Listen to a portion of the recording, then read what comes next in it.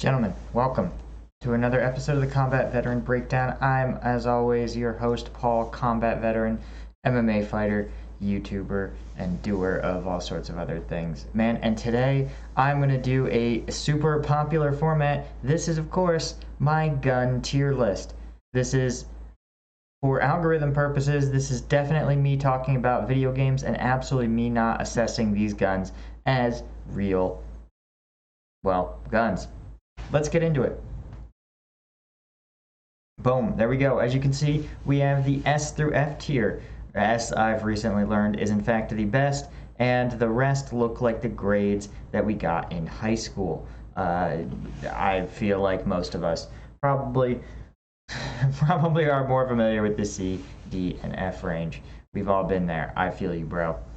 But nonetheless, what is the metrics that we're gauging here? These are their tiers as real-world weapons of combat, right? So obviously, none of this is scientific. Just don't even. Let's get started. We have first the icon, the AK-47. This is, of course, manufactured all over the world, cloned a million times, designed after World War II, and not updated in any meaningful way since.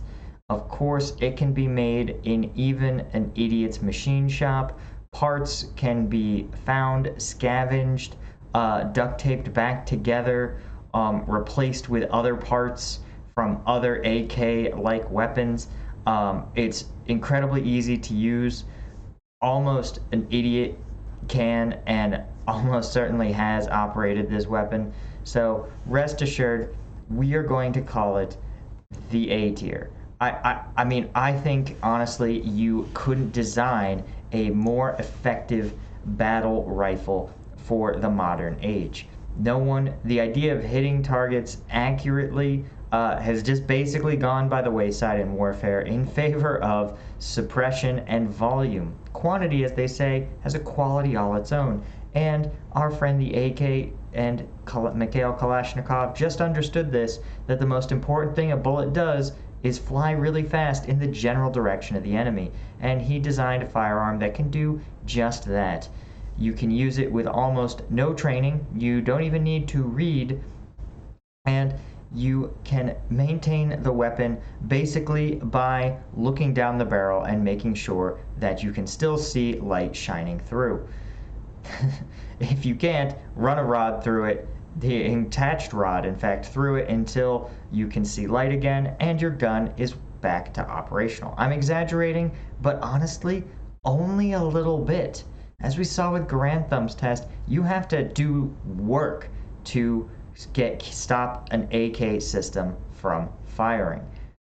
Now, that's why we've put it in the A tier. When I was deployed, the Afghan army, they would do M16s and AKs. It would depend on what unit they were, who they had been fielded by. But guess what? The AKs were the ones they were able to use day in, day out. I don't even know if I saw that many really effective users of the M16. So that is why the AK is sitting in A tier. Moving on, we have Glock 17. All right. Glock 17 is the most commonly sold firearm in the United States, and with good reason. It is reliable, it is super common. Literally, taking a Glock mag is a trait that like a third of all the weapons that fire in 9mm have. You can even get carbines now that take Glock mags. And that's just a testament to the fact that if you have to have a weapon, you might as well be affordable and have lots and lots and lots and lots of parts. That said, ergonomically, this thing's kind of a mess. And aesthetically, it looks absolutely gross.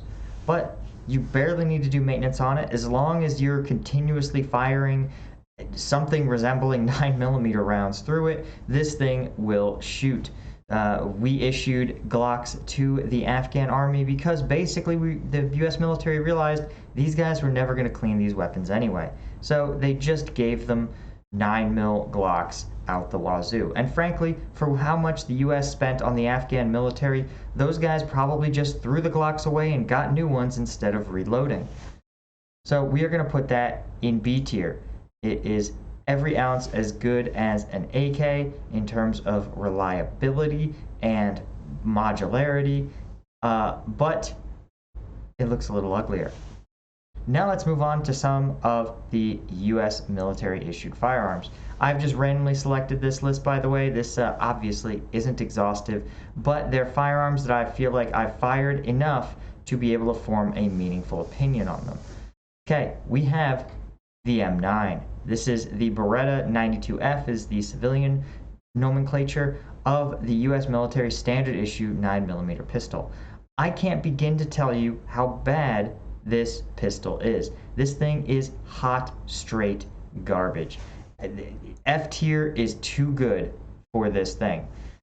The 92F is clunky. It's so incredibly heavy. It doesn't have the capacity that you need for a sidearm. The sights are not that accurate. The cleaning and disassembly is needlessly complex. It's not that reliable. Smaller, weaker soldiers that will limp wrist the firearm will constantly jam it.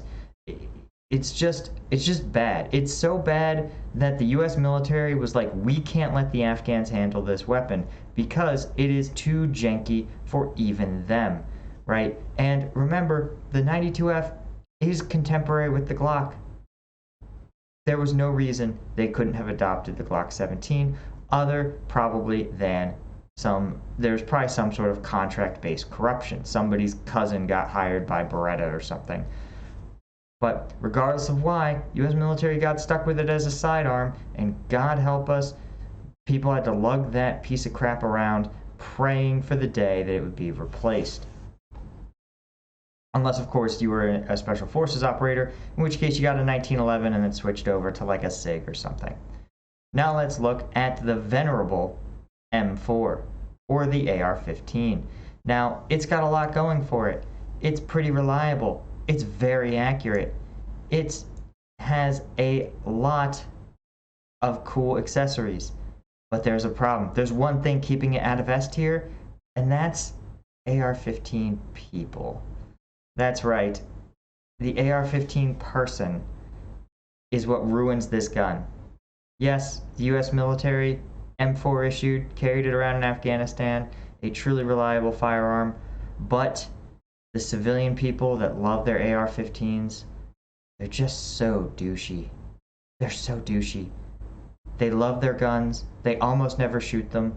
They associate this particular firearm with a symbol of their freedom to own guns, right? The problem is, this is the equivalent of owning a performance supercar when you just barely passed your driver's test, right? You need to have a lot of training to put this bad boy to use in what it's good at, right? Being a combat battle rifle or a combat or battle carbine. And most people can barely win the battle with obesity.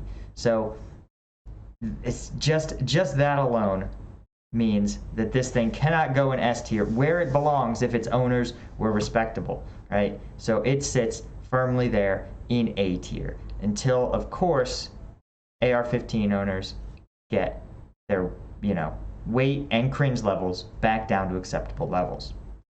Now we're going to look at another classic. This is the Remington 870. God bless this weapon. This thing is going straight in S tier. Why? Because it is one weapon that does everything you want it to. Now I know what you're thinking. You're asking, man, Paul, this isn't a combat rifle. This thing doesn't even have rifling. It's a shotgun. Exactly. It is a ultra reliable pump action shotgun that takes 12 gauge ammunition. Super common. You could find it in any country in the world.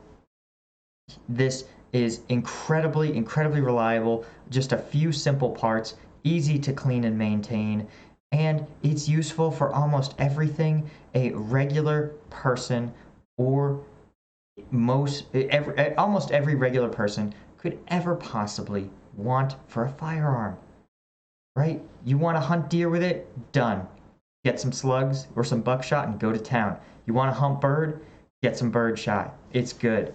You want to shoot skeet or trap? Get some hunt trap loads and have fun. You can show up. You want to use it to defend your house? This is a great self-defense weapon. It's one I vastly prefer because of the fact that unlike a battle rifle whose rounds are powerful and punch through walls, so you shoot your hypothetical bad guy, but that round goes through hypothetical bad guy, it's gonna pass through every room in your house, so you hope it's not where your kid's room, and your neighbor's house and their neighbor's house. There's a lot of pen that happens in assault rifle rounds by design, right? They're meant to slice through cover and hit combatants, but it's obviously can be problematic when you're talking about a self-defense or even a law enforcement type situation where most people are non-combatants. That's why something that's going to lose its kinetic energy over a much shorter distance, right, and can be stopped by things like a single concrete wall, such as, well, a 12 gauge round is going to be the way to go. Again, just like the AK, you don't need hardly any training to get the Remington 870 to function. It basically does everything but pulls the trigger for you itself. Put the round in, right? Pump the action, and turn off the safety, and you're ready to fire. And because it's a shotgun, you don't need to have some sort of highly trained precision aiming. It's more of a point and click type of firearm. And so that's why I'm putting it in S tier. Design hasn't been updated, and it's used by pretty much every military in the Western world for good reason. Finally, we have the garbage rod. That's right, the Mosin Nagant, which I can totally, definitely grab, and it's not weird at all. Yeah, there we go. There's that garbage rod. Look at it. Yes, the Mosin. The 1891 designed weapon, rifle. It was out of date in World War I. It was out of date in World War II.